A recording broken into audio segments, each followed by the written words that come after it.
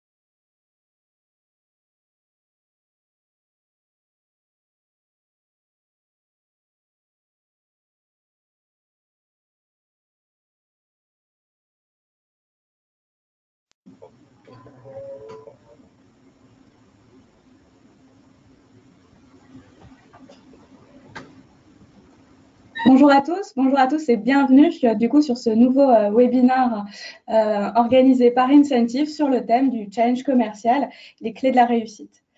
Alors, en cette période de l'année, je pense qu'il est important de vous donner ces clés comme vous allez pouvoir toucher en plein cœur vos commerciaux avec cette méthodologie qu'on va vous présenter à travers du coup nos deux invités.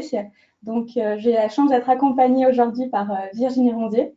Bonjour à tous. Donc, merci bien de m'accueillir ce matin. Moi, je suis responsable chez Interfimo du pilotage, de l'animation et de la formation. Voilà. Bonjour Virginie et merci. Et également Clément Multier. Bonjour à tous, merci de m'inviter. Donc moi, je suis consultant sur tous les sujets de gamification, donc dans le cadre des challenges commerciaux, mais aussi d'autres applications plus générales de la gamification. Alors pour commencer, je pense qu'il est important de se redemander pourquoi mettre en place des challenges commerciaux. Virginie, est-ce que tu peux nous dire en quelques mots pourquoi Interfimo lance des challenges? Oui, alors c'est vrai que chez Interfimo, cela fait plusieurs années qu'on avait mis en place les challenges. Il est vrai qu'à l'époque, la grande question, c'était de se dire comment on peut développer forcément notre production au travers de nos collaborateurs qui étaient à cette époque-là plutôt des chargés d'études, façon un peu banque assise. Et donc l'idée, c'était de comment je les attire justement vers cette vraie démarche commerciale, de se projeter vers le client, d'essayer de répondre plus aux attentes des clients, en fin de compte d'être plus proactif par rapport aux clients plutôt que d'être en attente par rapport à leur venue.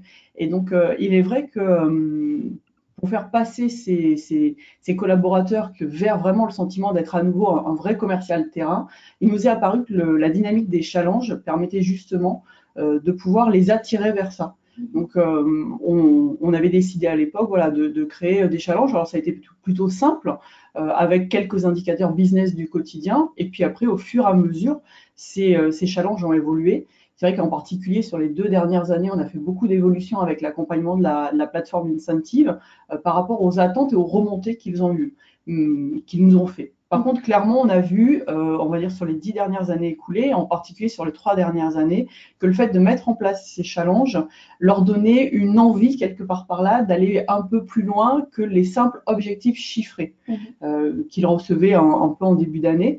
Après, toute la question, c'est voilà, comment je l'anime, comment je fais, qu'est-ce que je crée, etc. Mais en tout cas, ça leur a donné une vraie envie d'aller porter la marque Interfimo au-delà de la simple réalisation de leur production qu'ils pouvaient voir au travers juste d'un chiffre qu'ils recevaient une fois par mois. Très clair. Mais effectivement, chez Incentive, on ne s'appellerait pas comme ça si on n'était pas convaincu de l'importance des challenges. Et notamment, en fait, lorsqu'on a énormément d'activités, beaucoup d'objectifs ambitieux, le challenge, ça va être un levier pour vraiment focaliser, aligner tout le monde sur les mêmes objectifs et vraiment, comme tu le disais, engendrer des mécaniques pour le dépassement des objectifs, dépassement aussi de soi.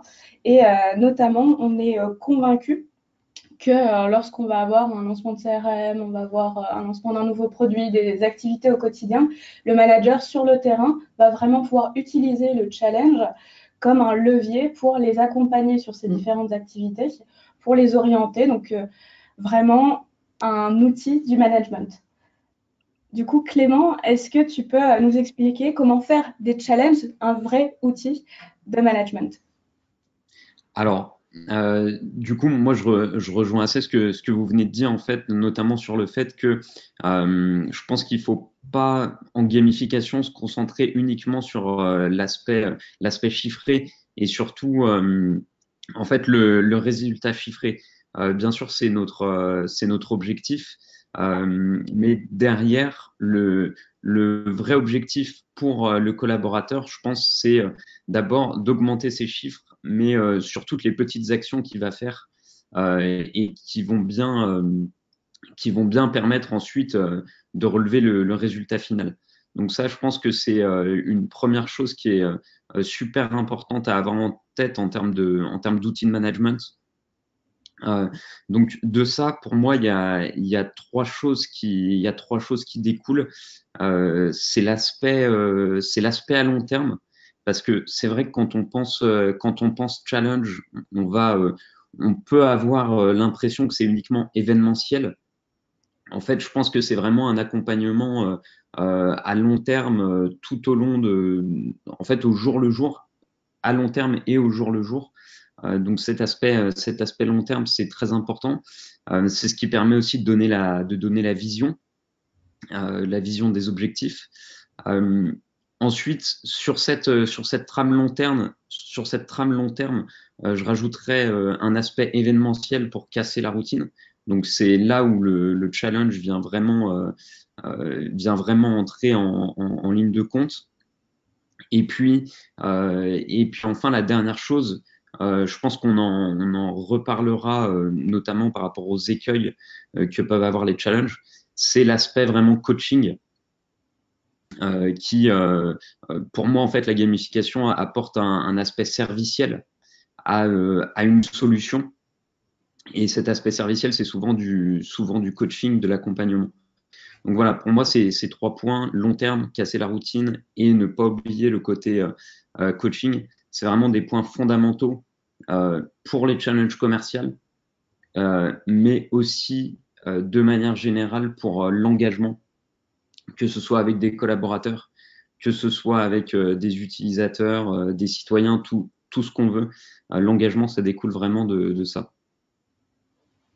C'est limpide pour cette présentation et je sais que vous avez notamment développé une méthodologie pour aider à mettre en place ce type de challenge, ce challenge du coup performant. Est-ce que vous pouvez nous présenter votre méthodologie gamer? Oui, bien sûr. Alors, en fait, la première partie de cette méthode, donc avant peut-être de commencer, je vais juste recadrer les choses. C'est vraiment une méthodologie généraliste pour l'engagement, pour générer de l'engagement auprès de cibles. Donc c'est game. La première lettre donc de game, c'est G, et là on va vraiment parler des goals. Donc les goals, c'est toute la stratégie à définir, tout l'aspect vision, tout l'aspect roadmap. Donc quelle est ma stratégie, et puis surtout quelles sont exactement les tâches. On va essayer de définir cette stratégie en tâches très précises qu'on veut voir réalisées par les cibles. Donc c'est un travail qui peut paraître assez fastidieux, mais vraiment essayer d'être le plus précis possible. Ensuite, on passe au A. Le A, c'est analyse comportementale. Très important, en fait, pour chacune des tâches, de bien identifier quelles sont les motivations à réaliser ces comportements. Donc il y a plein de types de motivations. Est-ce qu'on est plutôt compétiteur, collaborateur, qu'on aime la coopération? Est-ce qu'on aime plutôt accomplir des challenges? Tout ça, c'est des traits de personnalité et des motivations qui sont très facilement identifiables. Et donc chaque tâche est plus ou moins liée à une de ces motivations. Ensuite, on passe au M, le mérite. Là, c'est toutes les mécaniques qu'on va pouvoir utiliser, toutes les mécaniques de jeu, en fait, les mécaniques de gamification. Donc là encore, on rejoint les aspects de compétition, de coopération. Et ensuite, l'évaluation. Ça, c'est la partie test and learn. Très important pour moi, ce qui est fondamental sur la plupart des projets, c'est de lancer vraiment des petites expériences. On va essayer de tester, par exemple, une mécanique de compétition comme un classement. Je prends ça parce que c'est la plus basique, on va dire. Et de tester pour voir si ça marche et auprès de qui ça marche. Et en fait, en faisant ce genre de choses et en ayant des retours, on peut arriver à vraiment jauger la personnalité et les personnalités de nos cibles. Donc cette démarche test and learn, elle est très très importante. Moi, je conseille toujours vraiment de lancer en fait petit à petit les programmes de gamification. Donc feature par feature, on rajoute des mécaniques. Très bien. C'est vrai que nous, on utilise du coup cette méthodologie, cette base de réflexion pour accompagner nos clients dans la co-construction de leur plan d'animation au quotidien. Et on a vraiment détecté que c'était la première sur le goal qui était difficile en fait pour les grands groupes de trouver ces objectifs et notamment ces petites tâches du quotidien dont vous venez de parler, Clément. Et ce qu'on a détecté concrètement, c'est que, par exemple, si je prends une métaphore du quotidien, c'est le début de l'année, disons que je vais avoir comme ambition de perdre 15 kilos là sur l'année. Et ben en fait, la majorité des grands groupes demandent en fait à leurs commerciaux de se contenter de regarder la balance en espérant que tous les jours le poids baisse. En réalité, ça ne va pas fonctionner, donc on va les accompagner pour déterminer quelles sont ces tâches, ces actions concrètes qu'on peut faire au quotidien. Et notamment, on s'est inspiré, en plus de la méthodologie GAME, du livre Cracking the Sales Management Code de Jason Jordan et Michel Vazana, qui est parti en fait de partez de vos ambitions, trouver des stratégies et déterminer des indicateurs quotidiens. Donc, si je reprends ma métaphore sur la perte de poids, mon activité, ça va être la stratégie que je vais pouvoir mettre en place pour aller chercher mes ambitions. Ça va être faire du sport, par exemple. Et comment est-ce que je vais activer ce sport au quotidien? C'est 10 000 pas par jour, c'est 2 séances de sport en salle par semaine. Et ça, c'est vraiment des indicateurs qu'on va pouvoir suivre au quotidien. Donc l'idée, c'est vraiment de décliner cette méthodologie pour chaque ambition stratégique. On avait fait cet exercice avec Interfimo qui avait aidé à trouver des actions concrètes et du coup, lorsqu'on va faire des mécaniques de challenge, de mélanger ces tâches pour vraiment trouver des mécaniques qu'il faut donc tester. Et la bonne pratique, c'est de mélanger des indicateurs plutôt business mais qualitatifs pour vraiment aller chercher des leviers de montée en compétences, des leviers de culture d'entreprise qui vont en fait accompagner l'atteinte des objectifs business. Virginie, quel a été pour toi le processus de mise en place de tes challenges? Justement, c'est vrai que je rejoins. La grande difficulté, c'est de savoir effectivement quels indicateurs on va pouvoir choisir. Il est vrai que nous, on est plutôt sur un marché niche avec peu de création de nouveaux produits. Donc, notre panel d'indicateurs reste le crédit, les assurances, tout ce qui va être un peu autour, mais c'est assez court. Effectivement, une des difficultés, c'était de savoir quels allaient être ces indicateurs, comment on allait les choisir. Puis ça ne peut pas être toujours les mêmes. Donc, en fonction de la temporalité de la période du challenge, c'est compliqué. Et puis, on voyait bien que la difficulté, c'est que les collaborateurs ne voyaient pas. Ils avaient bien l'objectif final, le montant définitif à atteindre, mais comme ils ne voyaient pas sur quoi appuyer au quotidien, c'était plus difficile au final d'arriver d'atteindre. Et donc, les challenges, avant qu'on travaille avec la plateforme Incentive, c'était plus compliqué dans le fait qu'on avait vraiment un indicateur de départ d'année, et puis au bout de 6 mois, il fallait avoir atteint un petit quelque chose. Au final, 6 mois, c'est long, on ne sait pas comment accompagner au quotidien. Donc, c'est vrai que la problématique des indicateurs, c'est véritablement le cœur du problème.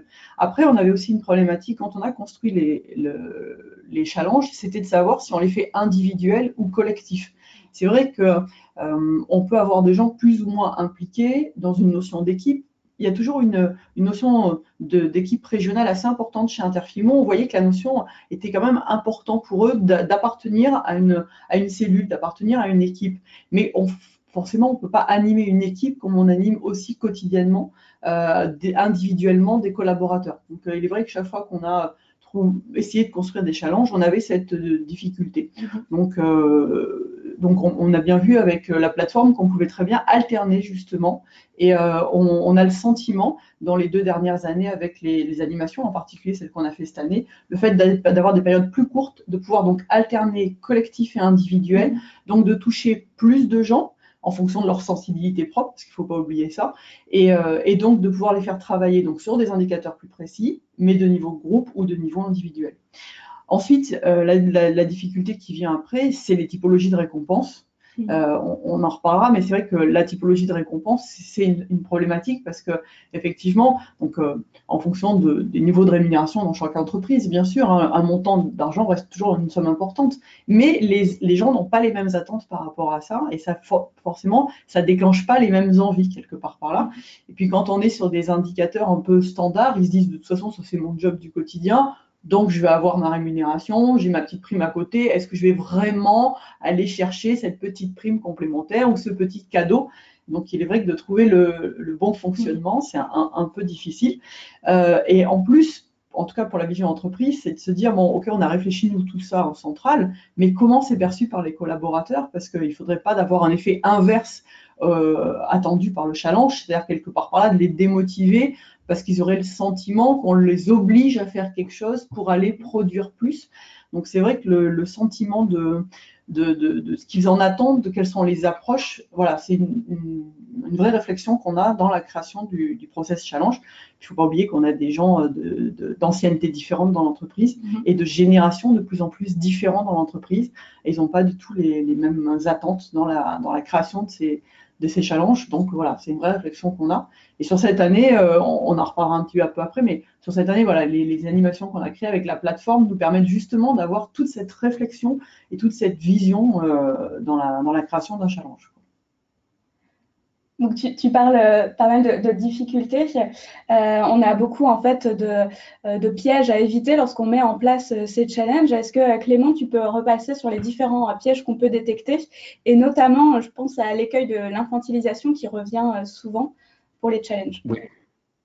Oui, bien sûr. Alors, c'est vrai que l'écueil de l'infantilisation, il revient très souvent en gamification, ou en tout cas, c'est quelque chose dont de nombreuses personnes ont peur. Moi, c'est vrai que à ce titre, j'ai jamais eu très peur de ça, parce qu'en fait, ça dépend de la vision qu'on a de la gamification à l'origine. Pour moi, à l'origine, la gamification, c'est avant tout en fait un service ajouté à l'utilisateur. Donc, ce que j'entends par service, c'est que si on fait de la gamification, c'est pas pour amuser, c'est pas parce que c'est ludique. On cherche pas à faire du divertissement, on ne cherche pas à divertir.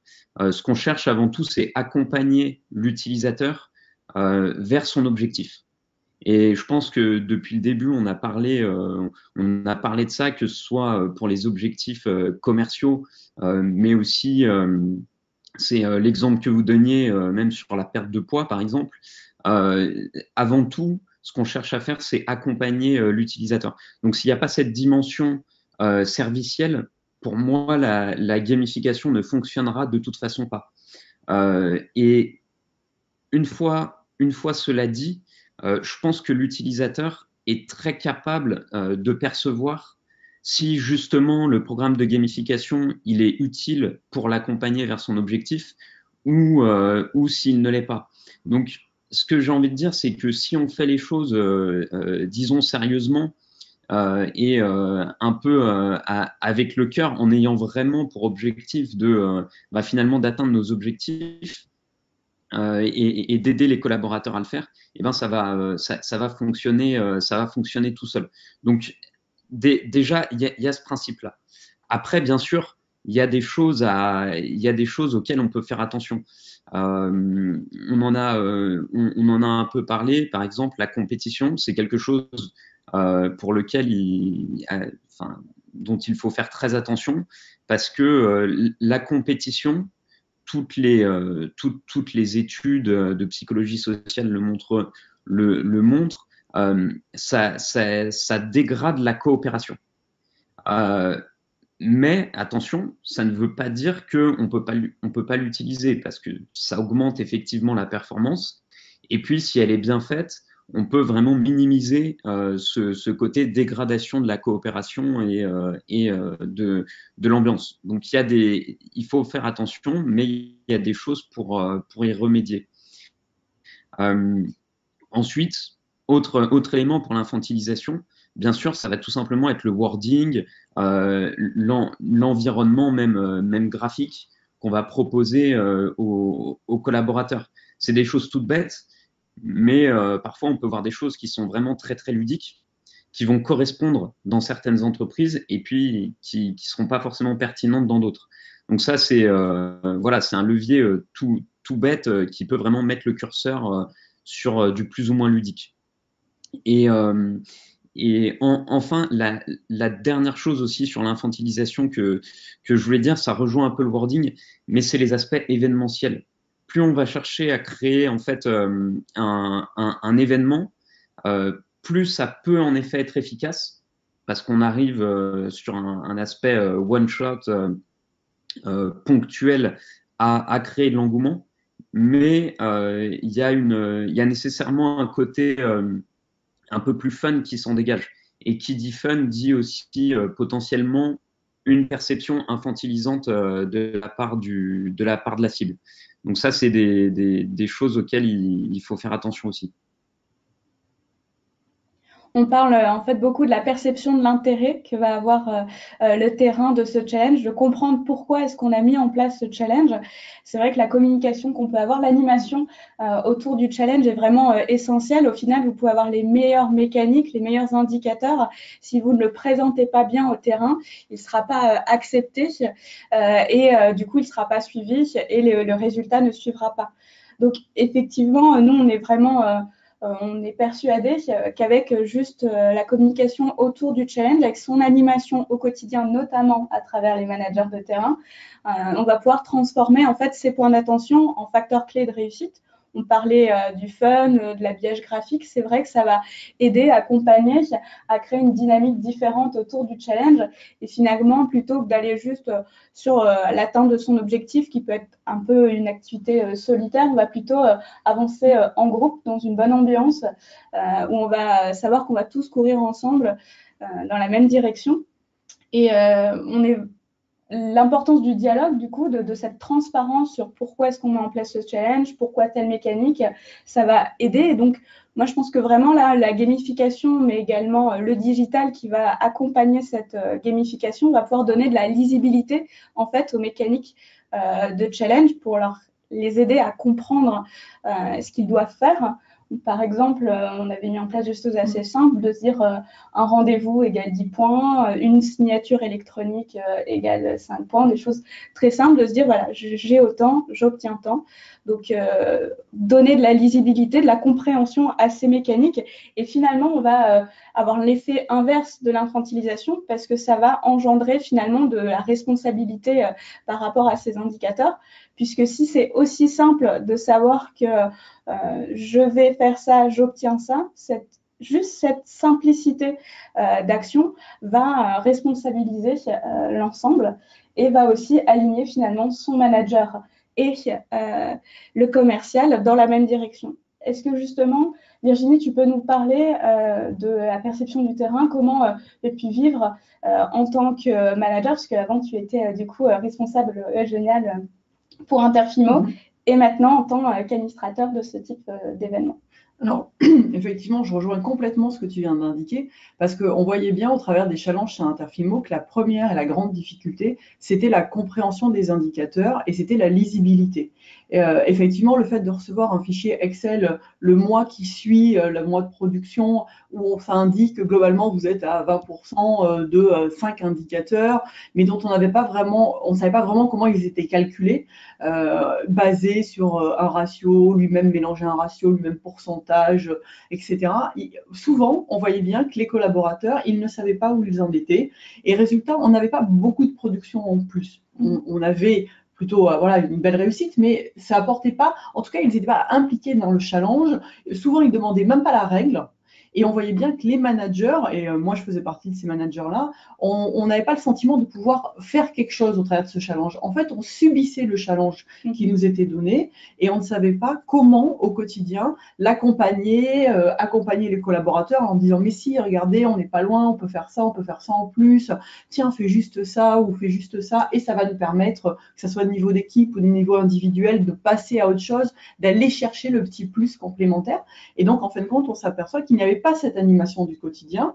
Le central donnait plutôt quelque chose comme ça, en voulant bien faire, mais on n'avait pas véritablement un accompagnement par rapport à ça. Et résultat, on avait quelque chose qui vivait pendant 6 mois, et il y avait forcément un gagnant, parce que souvent, le classement, justement, on reparlera après des mécaniques, mais le classement des 5 ou 6 premières équipes, il y avait forcément un gagnant dedans, puisque ça reprenait les indicateurs business du quotidien, donc leur travail du quotidien, on a plutôt des collaborateurs impliqués. Donc, il y avait toute cette grande difficulté de se mettre en adéquation avec les attentes et par rapport rapport à ça. Et quand on a changé tout ça, le fait de prendre la plateforme Incentive il y a 2 ans et de passer avec cette simplification, cette lisibilité, on a vraiment eu le sentiment à nouveau d'être en adéquation avec leurs attentes et qu'ils pouvaient eux regarder. Donc le fait de pouvoir avoir l'application directement sur le téléphone mobile à notre époque actuelle, c'est quand même juste impossible de penser faire sans en fait. Donc c'est vrai qu'on a vu que 95% de nos collaborateurs ont téléchargé l'application dans les 15 jours qui ont suivi la présentation. Ils se sont sentis quelque chose de nouveau et surtout ils ont senti qu'on était complètement transparent par rapport à eux. Et je te rejoins sur le principe et toute la difficulté de l'infantilisation. Là on l'a pas eu parce qu'ils se sont dit ah mais ils nous font vraiment confiance. Ok, on voit clairement les chiffres. On voit, alors, nous, on a toujours à peu près vu les chiffres des autres collaborateurs, mais là, on peut voir tous les chiffres. En même temps, on fait tous le même travail, donc il n'y avait aucune raison. Mais résultat, donc, ils voient les chiffres, ils voient les progressions, et surtout, ils voient, je fais un dossier, le lendemain, j'ai progressé de tant de points dans le classement. Et le fait d'avoir aussi ces classements en indiquant, il vous reste tant de points à faire par rapport au premier, on se dit, ah ben là, je suis pas loin au final, parce que je sais que si je fais un placement, si je fais un crédit, hop, je vais de suite monter. Et la simplification par le biais de la plateforme, de la lisibilité de ces indicateurs, même en tant que manager, ça a vraiment permis de se mettre dedans, de se dire, ah, attends, si eux, ils y arrivent, il n'y a pas de raison que je n'y arrive pas. Et puis, quelque part par là, on est sur un outil du quotidien. Enfin, on a tous, au travers d'autres applications ou d'autres systèmes de recherche sur Internet, cette simplification, cette lisibilité. Donc nous, on a vraiment acquis ça en tant que manager. On a vraiment senti à nouveau qu'ils animaient leurs équipes en leur disant, puis au travers des communautés, sur le fil d'actualité, avec les communautés par région, on voit bien qu'ils disent, mais si, regardez, là on fait ça, les autres ils sont à tel niveau, donc on peut continuer à aller plus loin. Et maintenant, en tant qu'admin, c'est vrai que le fait d'avoir été manager et d'avoir connu ces difficultés, ça permet, dans la création de ces challenges, de justement de se poser les bonnes questions et de se dire, je vais plutôt essayer de mettre quelques petits indicateurs, des choses, comme tu disais tout à l'heure, qualitatifs au-delà de la simple production. Et c'est vrai que l'orientation qu'on a prise cette année, c'est vraiment d'essayer d'aller chercher des indicateurs qualitatifs sur l'accompagnement des clients, sur les retours clients, sur les mises en place des dossiers. Donc vraiment des choses qui ne sont pas qu'un chiffre, qu'une production. Alors, il faut les deux, parce qu'on reste sur des commerciaux, donc il faut forcément garder les deux, parce que pour eux, c'est de la lisibilité. Mais on a grâce au biais de la plateforme, vraiment cet accompagnement au quotidien. Parce qu'il ne faut pas oublier, pour moi, c'est une règle importante, le challenge, il doit rester équitable. Et donc, chacun doit pouvoir s'y retrouver à l'intérieur, parce que sinon, on va perdre une partie des collaborateurs. Et on en parlera dans les récompenses, mais on peut avoir cette difficulté de perdre une partie des collaborateurs au travers de ces challenges. En tout cas, voilà, la lisibilité, pour atteindre ces objectifs, je sais comment les atteindre en appuyant sur quoi. Bon, là, clairement, on a révolutionné, nous, chez Interfimo, ça, sur les 2 dernières années. En tout cas, ils ne peuvent plus vivre sans la plateforme. On est ravis de ça. Et nous, ça nous permet de faire moins de fichiers Excel. Je trouve que c'est très, très bien. Donc, c'est vraiment impeccable. Mais vraiment, on a pour eux un vrai sentiment de se dire, ils sont contents, en fin de compte. Et on voit qu'ils sont contents d'attendre le challenge. Donc, c'est des commerciaux, on se doute bien, mais ils sont vraiment contents de se dire, tiens, je vais pouvoir regarder ce que je vais faire, je vais pouvoir y aller. Et puis tu as raison, la responsabilité, je pense que maintenant, de toute façon, peu importe les générations, c'est ce qu'il faut aller chercher pour avoir l'implication. Donc là, effectivement, on a aligné tout le monde et on a créé une dynamique du coup positive autour de ces challenges. Et c'est vraiment là, finalement, que se trouve le levier de la motivation. On a parlé de la récompense aussi qui va quand même guider, surtout dans le milieu commercial, vraiment le challenge. Est-ce que, du coup, Clément, tu peux nous expliquer un petit peu les bonnes pratiques en termes de récompense et notamment comment éviter finalement une récompense qui serait contre-productive? Ce serait dommage de finir un challenge par quelque chose de non motivant. Oui, bien sûr. Alors, la première chose qui est importante à souligner quand même si elle est contre-intuitive, et elle peut être perçue un peu comme non politiquement correcte, mais c'est de dire que comme vous aviez commencé à l'expliquer, on ne voudrait pas que les collaborateurs finalement se sentent obligés de faire quelque chose sous prétexte que maintenant il y a un challenge. Et, et ça, c'est quelque chose de très important parce que, enfin, vous en avez l'intuition, mais c'est pareil, c'est confirmé par toutes les études de psychologie comportementale.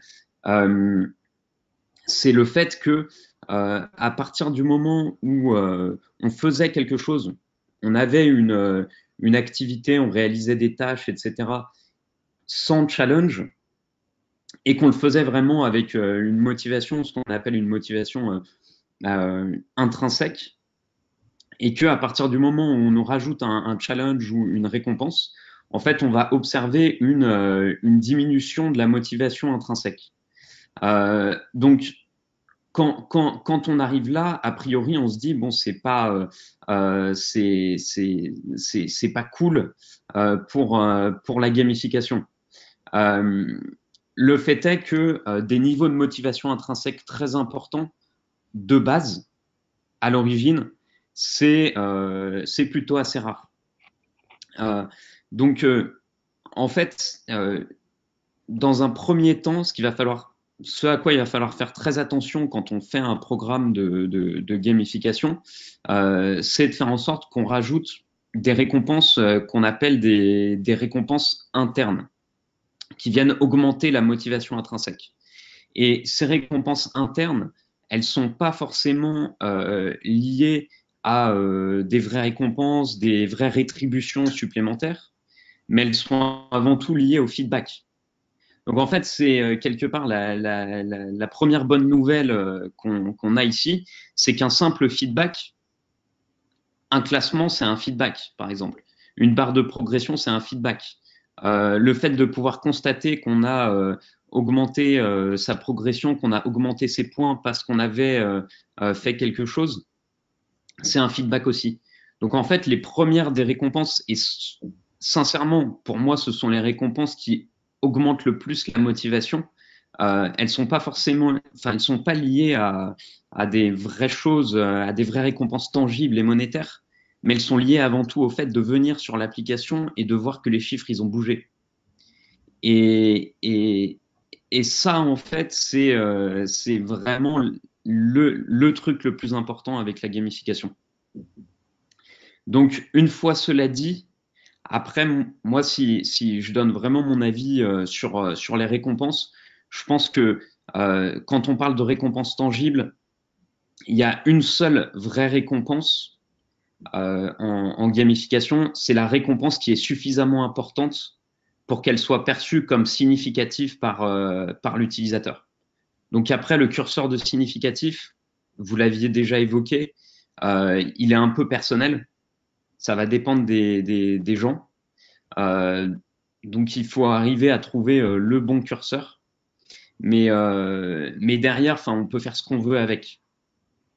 Donc moi, en tant vraiment que consultant sur la gamification, je dirais avant tout que moi, je m'occupe des récompenses virtuelles, donc des choses non tangibles. Et tout ce qui est réel, tangible, mais non significatif, pour moi, ça reste de la récompense virtuelle type feedback. Mais c'est très intéressant parce que c'est ça qui augmente la motivation intrinsèque aussi. D'accord, donc l'idée c'est vraiment d'adapter finalement la récompense aux personnes qu'on va aller motiver. C'est vrai qu'on est aligné par rapport à ça. Ouais. On a fait beaucoup de travail pour Interfimo pour trouver les bonnes récompenses. Tu parlais tout à l'heure de changer les récompenses. Et c'est vrai que on parlait de test and learn un petit peu au début. L'idée avec le fait de faire des mécaniques assez courtes, de pouvoir varier, d'aller changer le type, est-ce que c'est du collectif, de l'individuel, ça va permettre de toucher le curseur de différentes personnes tout au long des activités qu'on va pouvoir mener, des indicateurs qu'on va pouvoir suivre. Et nous, pour aider en fait nos clients à trouver les bons types de récompenses, on les aide à choisir en réfléchissant selon 3 axes. Le premier, c'est évidemment qui sont vos commerciaux, de vraiment se poser la question. On ne va évidemment pas récompenser de la même façon des personnes du secteur bancaire secteur de la santé, et surtout par rapport aux revenus, parce qu'on sait bien que, notamment avec la part variable, qu'on ne va pas aller chercher de la même façon les personnes en fonction de ce critère-là, parce que l'idée, c'est de créer en fait de la différenciation par rapport à ce revenu pour vraiment marquer les esprits, pour vraiment s'assurer qu'il y ait une perception différenciante du quotidien avec ce challenge. Donc, se poser cette question. Le deuxième critère, ce serait en fonction de l'ambition du challenge. Parce qu'effectivement, il faut que ce soit, on va dire, par rapport à l'effort demandé, que ça s'adapte à ça. Par exemple, si vous faites en tant que manager un micro-challenge pour votre équipe, où l'idée, c'est vraiment de les focaliser sur un événement du quotidien. Par exemple, vous pouvez mettre en place très rapidement un petit challenge sur s'assurer que vous invitez le maximum de vos prospects à un événement. Là, l'idée, c'est que ce soit quelque chose de très court. Donc, vous allez plutôt être sur de la valorisation, par exemple une coupe, un trophée, une bouteille de champagne, quelque chose de très, très simple. Par contre, si vous leur demandez d'aller toucher des indicateurs comme le CA, comme la couverture de cible, là, sur de long terme, par exemple sur 6 mois, là, ça va être beaucoup plus difficile. L'effort est plus conséquent. Donc, la récompense doit vraiment s'adapter à ça. On va plutôt aller cette fois-ci, par exemple, sur un voyage, sur un objet, par exemple un téléphone ou ce genre de choses. Et aussi que ce soit cohérent avec l'objectif du challenge qu'on met en place. C'est-à-dire que, par exemple, si vous mettez en place un challenge qui a pour but de raffermir le collectif sur la cohésion d'équipe, proposer une récompense qui va dans cette direction avec un événement d'équipe, tout simplement. Si par contre, c'est le cas pour beaucoup d'entreprises qui travaillent avec des réseaux externes, l'objectif, c'est aussi de raffermir la culture d'entreprise. Là, vous allez pouvoir proposer des récompenses de type valorisation de l'expérience, donc par exemple une formation sur un sujet particulier ou aller découvrir en fait comment sont faits les produits sur place dans une usine, ce genre d'événements qui vont permettre vraiment de faire vivre la culture. Donc vous avez un objectif, faites vivre également cet objectif à travers les récompenses que vous allez proposer. Est-ce que toi, Virginie, tu peux nous parler de ton expérience en termes de récompenses? Tu as déjà évoqué certaines grandes lignes, mais donc, à la fois en termes de manager et également admin. Mais effectivement, c'est vrai que les récompenses, ça a été beaucoup d'interrogations. Et en tant que manager, la difficulté, c'est véritablement de les motiver en disant « mais si, il y a ça ». Mais quelque part, la carotte au bout, ça peut vite être un bâton. Et effectivement, en fonction de la typologie des collaborateurs, on ne les motive pas pareil, que ce soit avec une prime, que ce soit avec de l'argent, ou au final, on s'aperçoit avec une vraie valorisation du résultat. Et on avait un peu oublié cette valorisation au quotidien, de la réussite du quotidien. En fin de compte, on s'aperçoit que les collaborateurs qui sont... c'est pas mis en avant par rapport aux autres, mais il faut trouver le bon moyen, la bonne phrase, mais de dire « Ah bah super, toi, tu as réussi à mettre ce contrat-là en place, c'est vachement bien, explique-nous comment tu as fait ». Et ce petit mot en plus, et c'est vrai qu'au travers de la plateforme, au sein de l'équipe, on peut mettre cette petite valorisation, juste un petit mot, mais au final, on s'aperçoit que c'est un bon point quelque part par là. Alors ça rappelle vieux souvenir un certain, c'est le bon point de l'école, la bonne image quelque part, mais c'est dans le bon sens, c'est de dire avec le petit travail, tu as participé à la réussite du quotidien, à la réussite de l'équipe. Et je pense qu'il faut aussi ramener ça toujours dans une notion de globalité, dans une notion d'équipe. Et c'est pour ça qu'on alterne les challenges individuels et les challenges collectifs, parce que le travail individuel, c'est valorisant pour le collaborateur, mais c'est valorisant parce qu'il a apporté sa pierre à l'édifice du collectif, qui est quand même globalement, on travaille tous pour une entreprise, la réussite de l'entreprise, ça permet la réussite de chacun, et inversement, ça va dans les deux sens. Donc, sur les récompenses, c'était vraiment ce levier de motivation. Et sur l'année dernière, on était encore sur un système de primes qu'on a voulu une somme très importante en fin d'année. On a récompensé une dizaine de collaborateurs avec une somme importante. Et on a vu qu'il y avait encore des gens qui ne jouaient pas. Même si et donc on s'est dit il va falloir qu'on réfléchisse différemment. Donc cette année, on a vraiment réfléchi à ça. On a demandé vraiment aux managers, aux coachs de terrain d'essayer de mettre en valeur au quotidien les collaborateurs qui faisaient un petit truc en plus, une petite performance. Donc au travers de la plateforme et du fil d'actualité, c'est vrai que c'est plus facile pour eux de mettre un petit mot. Au final, un mail, ça reste un peu c'est bien, mais ça reste un peu comme ça, on fait vite un mail, on perd un peu. C'est comme quand on envoie un SMS pour dire qu'on est en vacances et par rapport à une carte postale quelque part par là, c'est un peu désuet, mais on aime bien recevoir cette carte, on a l'impression que la personne elle y a passé un peu plus de temps. Et bien, le fait de pouvoir, au travers de la plateforme, mettre un petit mot, mais dans le quotidien, un peu à n'importe quelle heure, parce qu'il y a un collaborateur qui a réussi, donc on voit que ça c'est valorisant. Donc on a demandé vraiment de travailler sur ça. Et puis surtout, on a essayé de réfléchir à des typologies de récompenses différentes. Et là, c'est vraiment l'accompagnement d'Incentive au quotidien qui nous a permis de faire cette nouvelle approche qui n'était pas tout à fait le système bancaire un peu. C'est vrai que ça nous avait différent. Donc on a fait du collectif. Sur ce collectif, la première période de challenge, on est resté sur quelque chose de standard, un indicateur business. La première équipe sera récompensée, on est sur du classement. Et on a abordé la deuxième partie du collectif. Donc pour l'été, on a prévu un challenge collectif, mais avec une récompense. Ils vont choisir une association de leur choix et ils iront récompenser, enfin ils iront remettre le chèque qu'ils auront gagné grâce à leur travail individuel. Et on a vu dans les yeux de certains collaborateurs qu'il y avait quelque chose de nouveau et que pour une fois, ce n'était pas leur prime individuelle, mais c'était pour travailler pour remettre à quelqu'un. Et en plus, comme c'est eux qui vont choisir l'association, ils ont de suite posé plein de questions en disant mais on va pouvoir choisir un peu ce qu'on veut, mais dans quel domaine et comment on va faire et est-ce que c'est vraiment ça? Et on a eu beaucoup de retours positifs en disant oui, c'est bien, c'est quelque chose de nouveau, c'est pas pour nous. Et on a senti que ceux qui n'étaient peut-être pas motivés d'habitude, pour cette période-là, ils auraient envie d'aller travailler. Donc ça, c'est le premier gros changement qu'on a fait cette année. Et le deuxième, alors c'est un gros travail en tant qu'admin de travailler sur ça. Et pour moi, c'est vraiment une approche différente. C'est de faire des récompenses par palier. Et donc là, on a la possibilité de récompenser, on n'a plus ce risque, entre guillemets, mais on ne l'a pas trop eu, de bataille les uns contre les autres, puisque quand on récompense par classement simple, on récompense les 10 premiers, donc on voit toujours qu'il y a des vrais gamers qui ont envie un peu d'aller marcher sur les autres quelque part par là. Là, on a dit, vous allez vous battre contre vous-même, votre propre performance.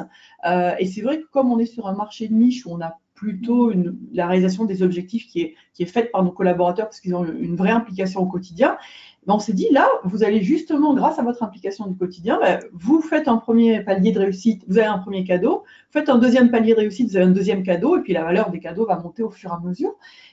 Et donc, c'est vrai qu'ils nous ont regardé vraiment avec des yeux bizarrement, en nous disant, mais vous allez pouvoir récompenser tout le monde. Et oui, le but, c'était de se dire, oui, on pourrait récompenser l'intégralité des commerciaux parce que justement, vous allez vous battre contre vous-même, quelque part par là. Donc, c'est aller au-delà de sa propre performance. Et donc, dans des régions où il y a des différences, effectivement, de secteurs, il ne faut pas l'oublier, on a une vraie équité. Et on a senti que les gens qui, justement, étaient plutôt en queue de peloton, pas parce qu'ils étaient pas bons, mais parce que c'était plus difficile pour eux d'atteindre par rapport à d'autres qui avaient des secteurs peut-être un peu plus performants, et bien ils se sont dit, mais oui, mais là, moi, sur mon propre secteur, avec mes propres valeurs, avec mes propres clients, mes propres difficultés, je vais pouvoir aller performer un peu plus et malgré tout percevoir un petit quelque chose. Voilà. Alors en tant qu'admin, ça demande plus de travail. Heureusement que la plateforme est là pour nous accompagner parce qu'il va falloir trouver des cadeaux pour l'intégralité. Ça reste des budgets parce qu'il ne faut pas oublier la partie entreprise. Donc ça reste des budgets, la gamification malgré tout, même pour des cadeaux. Mais on aura probablement un panel plus important de typologie de cadeaux. Et l'exemple qu'on m'avait donné, effectivement, que Pauline m'avait donné, c'était de dire, voilà, on gagne un premier palier, on gagne un McDo, on gagne un deuxième palier, on gagne un bistrot, troisième palier, on gagne un gastro. Et c'est vrai que quelque part par là, ça leur a parlé et on a vraiment un vrai sentiment. Donc ça, c'est complètement nouveau. On le teste cette année, mais quand on l'a présenté dans les journées de lancement commercial, on a eu un vrai retour en disant c'est pas mal, ça va être quelque chose de différent. Et on a vraiment senti une envie d'aller connaître toutes ces animations et tous ces challenges. Et je pense qu'avec ça, on a quand même touché un peu le cœur, c'est-à-dire leur donner envie de participer à ces challenges de leur propre manière. C'est-à-dire, comme disait Clément, c'était de pas les obliger à participer, mais qu'ils aient envie de participer par eux-mêmes. Et ça, c'est nouveau, donc on verra bien. On pourra refaire le point en fin d'année pour voir comment ça a marché. C'est marrant parce que d'une certaine façon, tu commençais à répondre à une des questions qui vient d'arriver, qui était: je suis manager dans une multinationale, le problème majeur est la segmentation entre les boutiques qui n'ont pas le même potentiel. Effectivement, tu parlais de gérer des potentiels différents. Est-ce que, Clément, tu as une réponse par rapport à ça? Alors, la première chose, en effet, ce serait avant tout, on se bat contre soi-même, donc on arrive à identifier enfin, à mettre des objectifs pertinents. Après, enfin, il n'y a pas de, il y a une réponse magique qui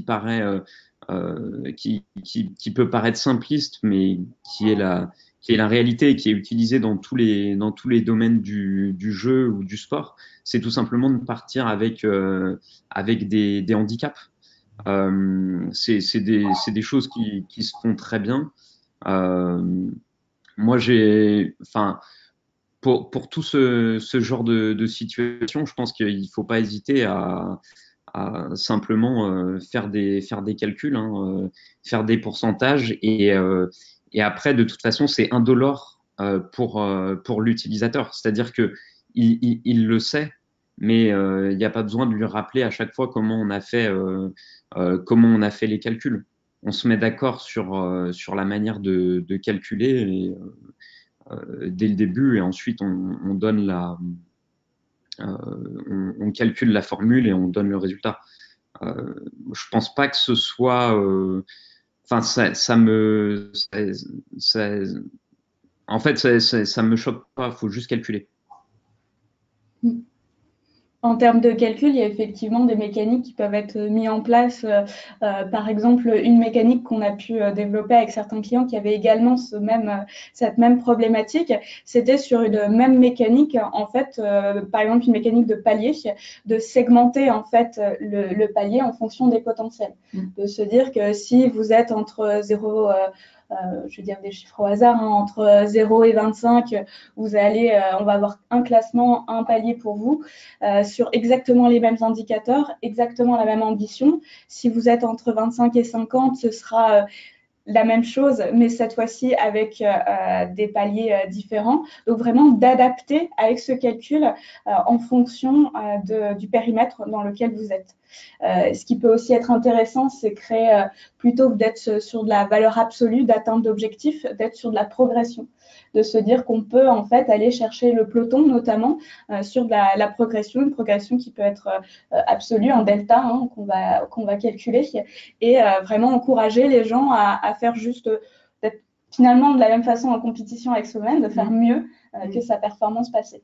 Oui. Donc, c'est des leviers différents, des calculs qu'on peut mettre en place pour s'assurer que ce soit perçu de façon juste, parce que c'est un impératif, il faut que votre challenge soit perçu comme juste par le terrain.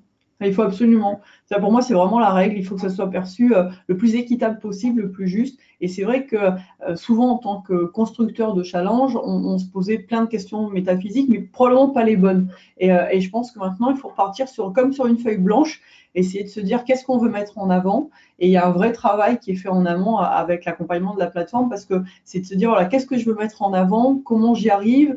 Et après, quelque part par là, un peu, je dirais, la tatouille interne, les calculs, ils arrivent après, et souvent ils sont faits par la plateforme en plus, donc c'est tant mieux pour nous. Mais c'est vrai il faut, pour celui qui construit, il faut se dire, voilà, je veux l'emmener où.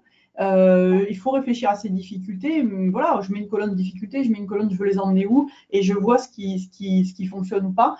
Je pense que faire des périodes courtes aussi, ça permet justement de faire tourner les règles, et donc d'offrir plus d'opportunités à chacun de faire des réussites. Quand c'est trop long, ils finissent par se lasser. Voilà. Et puis effectivement, en valeur relative, plutôt que de se dire, ben voilà, une production pure, tu fais 3 millions de plus, t'attends, on se dit, si j'ai pas fait mon gros dossier, j'arriverai jamais à rien. Et donc aussi l'importance de mettre le qualitatif, parce qu'on voit aussi qu'il y a beaucoup de collaborateurs qui font attention justement à ce que leur dossier soit bien fait, soit plaisant pour les autres services aussi, puisque on peut très bien mettre en avant ça aussi, c'est-à-dire les retours qu'on a des autres services par rapport aux collaborateurs, à notre service, comment il fonctionne avec les autres. Parce qu'un commercial qui produit beaucoup, mais pour lequel son back-office, par exemple, c'est l'enfer pour sortir un dossier, c'est compliqué. Est-ce qu'on veut vraiment mettre qu'en avant ces commerciaux-là? Et avant, les anciens challenges, c'était souvent ça. C'était comme c'était que des producteurs simples, ben, c'était forcément ceux-là qui étaient mis en avant. Et on voyait que ceux qui faisaient attention dans leur travail du quotidien à être bien pour le reste de l'entreprise, mais ils ne se sentaient pas valorisés. Donc c'est pour ça que le qualitatif, c'est plus difficile forcément à trouver et de voir, mais on commence à avoir de plus en plus de moyens. Je pense que dans toutes les entreprises, le qualitatif, c'est un vrai critère à notre époque actuelle, que ce soit, je veux dire, en termes de production, en termes de lieu ou en termes de retour client. Tout ce qui est indice de recommandation client aussi, par exemple, ça peut être un vrai critère justement de valorisation et peut-être, pourquoi pas, le mettre dans le challenge quelque part par là avec au-delà que de la productivité pure, ces critères qui, à mon avis, maintenant, dans de plus en plus d'entreprises, on a des moyens d'avoir cette information-là. Je ne dis pas que c'est facile à gérer au quotidien, mais à mon avis, en tant qu'admin, en tout cas, c'est ce qu'il faut aller chercher, des choses différenciantes et des choses plus qualitatives pour que tout le monde se sente impliqué. C'est intéressant effectivement de remettre le qualitatif au centre, au cœur en fait de la réflexion, parce que une définition qui arrive de plus en plus sur la performance, qui est c'est pas seulement de satisfaire son client, mais c'est de dépasser le critère de satisfaction, et c'est finalement à travers le qualitatif qu'on va pouvoir répondre à cette définition-là. Et en termes d'exemples d'indicateurs qualitatif, on peut avoir par exemple le partage en fait de bonnes pratiques en fait sur le terrain, parce que ce qui a été mis en place à Paris peut être utilisé à Toulouse de façon très facile et sont pas forcément au courant de ce qui se fait de bien à un endroit, donc de désiloter un petit peu votre périmètre pour s'assurer du dialogue et du partage de bonnes pratiques à droite et à gauche. Essayer de dire que le savoir, c'est plus le pouvoir. Exactement. Alors, on a une deuxième question. Une récompense doit-elle représenter un minimum de pourcentage du salaire fixe? Est-ce qu'en dessous de 10%, ce n'est pas intéressant? Est-ce que, Clément, tu as une réponse par rapport à ça? Franchement, j'ai pas de réponse très concrète par rapport à ça. Ce que je sais, c'est que ça va dépendre des personnes. Après, le cadeau en lui-même peut être significatif à partir du moment où, en fait, la valeur d'un cadeau, je pense, va pas forcément être jugée par rapport à un pourcentage de la rémunération normale. C'est juste un peu le fait que je pense que la mesure objective d'un vrai, la mesure d'un vrai beau cadeau, elle est assez objective, c'est-à-dire que tout le monde va se mettre d'accord. À partir du moment où on commence à être dans du téléphone ou dans du voyage, tout le monde est d'accord pour dire que oui, c'est un cadeau significatif. Donc moi, c'est vraiment cet indicateur que je prends en compte. Et après, j'ai tendance à considérer que tout ce qui est en dessous, ça peut, ça peut fonctionner, mais on sera limite dans des récompenses qui ont encore un fort attrait purement psychologique et symbolique en fait.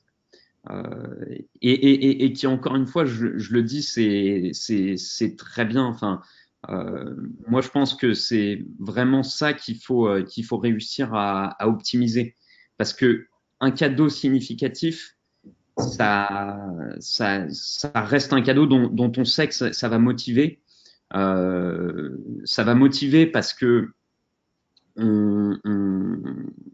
parce que clairement, objectivement, on a envie de l'atteindre. Mais par contre, ça peut décourager, comme j'ai vu dans les questions, il y a certains qui se posaient aussi la question, c'est oui, ça peut décourager parce qu'on n'est jamais sûr de l'atteindre. Donc en fait, ce qu'il va falloir faire, c'est réussir à motiver entre le cadeau où on n'a rien et le cadeau vraiment significatif. Et c'est ça l'enjeu d'un programme. Parce que oui, un voyage ou un téléphone, ça va toujours réussir à motiver. Mais enfin, en tout cas, ça attire. Ça motive pas, ça attire. Et je pense qu'il faut avoir ça. Et après, le reste, c'est la motivation intermédiaire et c'est de la motivation purement intrinsèque. C'est vrai qu'on a eu beaucoup d'exemples qui démontraient que finalement, on pouvait être intéressant, on pouvait attirer l'attention en dessous de 10% parce qu'on avait été chercher quelque chose qui avait attiré l'attention. On parlait tout à l'heure du caritatif, c'est un bel exemple où concrètement, ils n'avaient rien à toucher eux-mêmes, mais on avait été tiré sur le sentiment d'aller faire quelque chose pour au-delà de soi et qui avait réussi à les motiver pour un challenge. Donc finalement, je pense que la réponse est oui, ça peut être intéressant. Oui, il faut rien s'interdire en fait. Et puis le fait d'alterner les deux, le fait d'alterner peut-être des sommes importantes avec des choses qui n'ont pas l'air d'être une somme importante, mais qui emmènent une équipe à travailler ensemble ou à faire un événement ensemble. Des fois, il n'y a pas forcément besoin d'un gros événement, de quelque chose d'extraordinaire, mais le fait d'aller faire quelque chose ensemble. Et je pense aussi que ça dépend du thème qu'on a voulu lancer quand on a lancé le challenge, en fonction du ton qu'on lui a donné. Si on lui a donné un ton un peu léger, un peu humoristique, ils vont comprendre la typologie. Nous, on a lancé l'objectif Lune, parce que c'est les 50 ans Interfimo cette année. Et donc, effectivement, on est à fond sur tout ce qui est lunaire, sur les cadeaux. Donc, eux, ils ne savent même pas la récompense du premier challenge, parce que c'est une vraie démarche que j'ai souhaité à faire. Et on voit que ça les intéresse de savoir. La seule chose, c'est qu'ils vont faire quelque chose en groupe qui sera complètement différent et qui sera un truc un peu spécial. Et ben, je crois qu'ils sont quand même contents de participer parce que justement, il y a cet attrait de se dire qu'est-ce qu'on va aller faire un peu de particulier ensemble. Et je pense que même pour les managers, même pour les administrateurs, mais en tant que manager, on doit se sentir impliqué de participer à cette récompense collective. Et souvent, les collaborateurs, ils sont satisfaits de se dire on va pouvoir aller faire un truc ensemble et dans lequel ça sera peut-être un peu fun, ça sera un peu différent, ça sera voilà, un peu spécial, mais un peu spécial entre nous. Donc effectivement, moi, je partage pas que la prime, pas que le montant, mais c'est le thème qu'on veut donner. Et il faut peut-être alterner les différences pour justement toucher tout le monde un maximum de fois. Alors, troisième question, est-ce que le classement peut avoir un effet démoralisateur? Que faire? Donc, Clément, tu avais commencé à répondre à cette question d'un sens. Oui, c'est ça. Alors, en fait, le classement, pour moi, oui, juste un classement posé brut, il faut pas se poser la question. En fait, oui, c'est démoralisateur. C'est aussi simple que ça. Mais, parce que des mais, il y en a beaucoup, c'est qu'en fait, premièrement, ça reste efficace pour pousser à la progression. Donc, en fait, la question, c'est euh, comment faire en sorte que les effets positifs de la performance soient plus importants que ceux négatifs. Des études sur les classements et l'aspect démoralisateur, baisse de la motivation intrinsèque, etc., il y en a et ça existe, c'est certain. Maintenant, en fait, il y a plusieurs manières de contrecarrer ça. Il y a la première chose, et vous en avez déjà beaucoup parlé, c'est le côté collectif. Je vais donner un exemple très simple et en plus c'est vraiment encore une fois basé sur des études. On a fait une étude dans les sports collectifs. Et dans les sports collectifs, en fait, on s'est rendu compte que les personnes qui jouent au sport collectif, qui ont l'habitude de pratiquer un sport collectif, sont moins sensibles aux inégalités. Pas aux inégalités aux inégalités sociales ou quoi, mais vraiment à tout type d'inégalités et donc aussi à la jalousie en fait entre personnes de l'équipe, etc. Et en fait, pourquoi cette étude est intéressante? Parce que ça montre vraiment que en fait, dans les sports collectifs, on a l'habitude aussi de reconnaître la valeur des autres individus qui font partie et qui nous aident à gagner. C'est-à-dire que, par exemple, si je prends l'équipe de France qui vient de gagner la Coupe du Monde, tout le monde sera d'accord pour dire que Griezmann ou Mbappé, c'est vraiment des joueurs exceptionnels qui sont plus forts. Et il n'y aura pas de jalousie par rapport à ça. Donc en fait, le fait de recadrer le challenge par rapport à un objectif global d'équipe, c'est quelque chose de très important parce que d'un coup, on se met plus à se battre les uns contre les autres, mais en fait, on va simplement reconnaître la valeur au sein de l'équipe d'un individu qui sera un super performeur. Et à partir de là, en fait, le classement n'en est plus un, c'est juste des statistiques qui viennent montrer la valeur intrinsèque d'un individu. Et cet individu, on sait qu'il est là aussi pour nous faire gagner. Donc même s'il est plus fort, on va pas avoir de problème avec ça. Ça, c'est la première chose. Après, il y a plein de petits tricks pour faire en sorte qu'un classement soit pas mal perçu. Par exemple, c'est sur des classements où on n'a pas vraiment de lien avec une récompense réelle et tangible. Donc le but, c'est pas d'aller chercher une récompense réelle tangible. On peut introduire des éléments de hasard. Et ça, il y a plein d'exemples,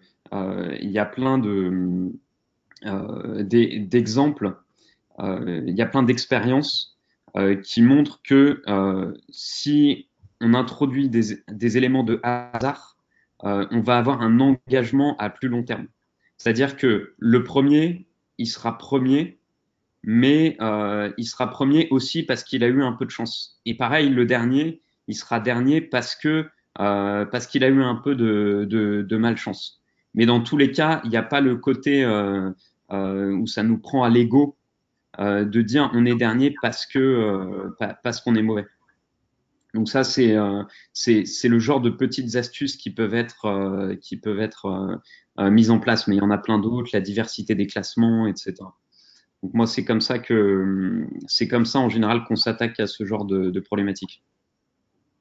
Je pense qu'effectivement, la diversité des classements est une bonne solution. C'est vrai qu'on a pu voir en mettre en place, notamment avec des indicateurs qualitatifs. Par exemple, effectivement, vous venez d'arriver dans une entreprise, vous n'allez pas forcément être bien placé sur un indicateur business parce que, évidemment, vous avez besoin de monter en compétence sur les sujets que vous allez défendre. Par contre, peut-être que vous allez être très bon sur la satisfaction client. Par contre, vous allez peut-être très bon sur le taux de transformation. Donc, de multiplier effectivement les classements sur des indicateurs plutôt qualitatifs qui va permettre de mettre en avant des expertises différentes. Et je pense que du coup, on posait la question, avez-vous des exemples d'indicateurs qualitatifs? Est-ce que tous les deux, Virginie, Clément, vous avez des indicateurs qualitatifs en tête? Moi, véritablement, l'indice de satisfaction client, c'est un vrai indicateur qualitatif. Et puis, je pense que de toute façon, maintenant, dans toutes les entreprises, on le mesure de plus en plus. Il faut faire attention parce que forcément, tout le monde, les nombres de réponses clients peut varier, ne peuvent pas forcément toucher tout le monde. Donc, il faut faire attention, mais ça peut être un indicateur. La constitution des dossiers, c'est pour nous, en tout cas, dans le domaine bancaire, c'est une vraie indication. Donc là, on va, comme on a des contrôles à faire dans différents niveaux, on va s'appuyer sur les contrôles qui sont faits par les différents niveaux pour dire, en fonction de tels résultats dans les contrôles, ça apporte des points complémentaires. Et moi, je le vois véritablement aussi comme des points complémentaires par rapport aux indicateurs classiques. Ça peut être ça, pour que ça reste très lisible. On voit que 1, 2, 3 indicateurs maximum, c'est bien, et on peut très bien le faire. Il y a une autre chose qu'on n'a pas forcément évoquée, mais c'est les quiz et les quiz de formation. Et en tant que responsable formation, on a vu que le fait de pouvoir aborder un sujet avec un petit document à lire et un quiz derrière, eh bien, ça permet aussi d'apporter et de la connaissance. Ils le font de manière assez intuitive, mais ça permet surtout, nous, on les a intégrés, les quiz, en points bonus dans les challenges. Et en fin de compte, c'est le fait de, si on fait le quiz, on a des points complémentaires. Ceux qui, justement, prenaient le temps d'aller regarder l'intranet, d'aller regarder les dernières informations, de se tenir au courant, ceux-là, ils sont quelque part récompensés par rapport au producteur classique qui, lui, il se dit, je fais mon dossier, je fais mon dossier, je fais mon dossier. Donc, il y a une vraie valeur ajoutée aussi à ça. Et ça, clairement, avec les quiz et l'intégration des quiz par des petits bouts dans les challenges, c'est un vrai voudrait plus. Et on a vraiment trouvé des gens qui, jusqu'au dernier moment, allaient faire les quiz. Et puis, on voit ceux qui les font véritablement au quotidien parce que ça fait partie de leur manière de travailler. Et ceux-là, souvent, on les retrouve dans les critères qualitatifs. Et ça permet de les différencier. Et ça permet quelque part de les valoriser aussi parce qu'il ne faut pas que des producteurs. Il faut aussi des gens qui ont cet attrait pour le travail bien fait au quotidien. Je ne dis pas que les autres ne font pas bien, mais il y a ce côté, j'en fais un petit peu plus sur justement des fois des choses qu'on ne voit pas. Voilà. Et donc, ça permet, voilà. Donc, moi, c'est ce qu'on a gardé pour nous. Très bien. Clément, d'autres exemples? Oui, alors moi, en fait, j'ai pas forcément des exemples d'indicateurs qualitatifs, mais je voudrais dire que en parlant d'indicateurs qualitatifs, on touche vraiment au cœur de ce qu'est la gamification. Pour moi, en fait, un indicateur qualitatif, c'est tout indicateur qui n'est pas l'indicateur de résultat final. C'est-à-dire là, par exemple, pour les challenges commerciaux, en réalité, ce qu'on vise tous, c'est l'augmentation du CA. Ça, c'est le vrai. Voilà, si on y va de manière brute, on sait que c'est vraiment notre objectif final. Pour moi, tout indicateur qualitatif, c'est les indicateurs intermédiaires qui viennent nous dire que si on arrive à augmenter toute une galaxie de petits indicateurs intermédiaires, notre résultat final, il devrait suivre normalement. Et pourquoi je dis que c'est vraiment le cœur de toute stratégie de gamification ou de design d'engagement de manière générale. Je pense qu'il y a une notion qui est vraiment fondamentale à retenir, c'est la notion d'incrémentalisme radical. Alors, c'est un peu barbare comme ça, mais c'est de dire que dans une stratégie de gamification, ce qu'on cherche justement à faire, c'est d'augmenter avant tout tous ces petits indicateurs qualitatifs qui, pris les uns après les autres dans des incréments potentiellement faibles, vont générer tous ensemble une augmentation assez drastique de l'indicateur final. Et aujourd'hui, c'est des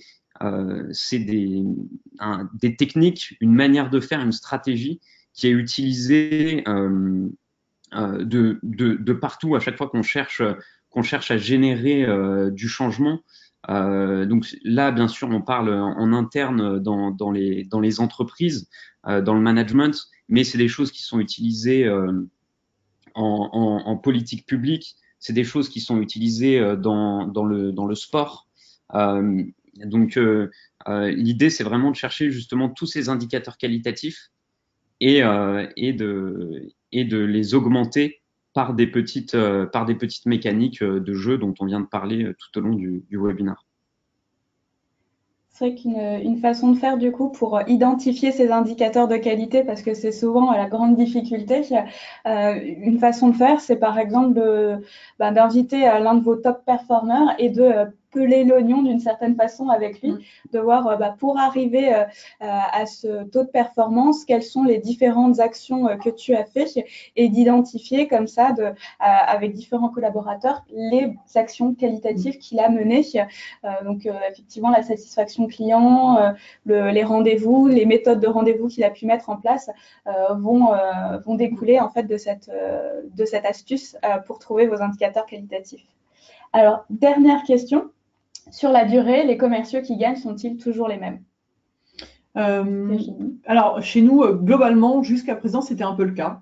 Et c'est pour ça qu'on a vraiment souhaité changer la stratégie cette année sur les challenges. Parce qu'on voyait que comme on était souvent sur des indicateurs business classiques, qui étaient au final le travail qu'ils faisaient au quotidien, on avait souvent des performeurs qui vraiment allaient chercher le dossier. Et c'est pour ça qu'on a souhaité cette année vraiment essayer de casser un peu le rythme avec cette alternance de collectif et d'individuel, cette alternance de typologie de récompense, ces quiz complémentaires et vraiment le taux de participation et pas que le taux de bonne réponse qui compte. Donc, il y a vraiment la volonté d'aller chercher tout le monde. Donc, je pourrais véritablement dire ça l'année prochaine pour voir si c'est encore les mêmes. Mais en tout cas, on voit dans la démonstration, on voit dans l'accueil que c'est pas les mêmes qu'on a touchés en fonction de l'animation, de la période dont on a parlé, avec justement ces choses différentes. Je pense qu'il faut alterner pour pouvoir essayer de toucher les mêmes. Si on reste que sur de l'indicateur business classique, j'ai peur que la réponse soit oui, que ce soit un peu toujours les mêmes qui jouent.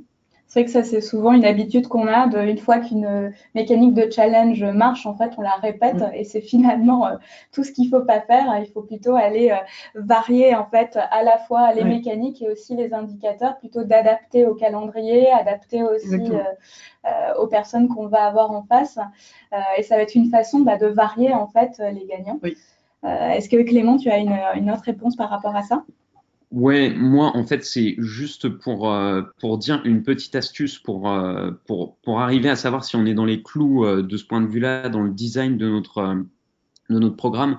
C'est en fait finalement de se demander si celui qui va gagner, c'est pas celui qui peut gagner, mais celui qui veut gagner.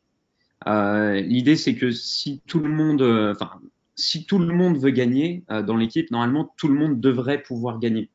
Et donc, ça rejoint exactement ce que vous disiez, c'est-à-dire le fait d'élargir tout simplement, d'avoir la volonté d'aller chercher tout le monde sur des indicateurs. On sait que s'il y a quelqu'un qui veut gagner sur cet indicateur, ben, il va pouvoir gagner quoi qu'il arrive.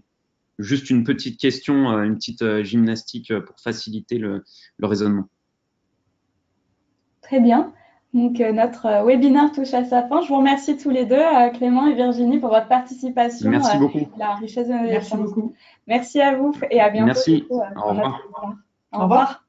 Au revoir.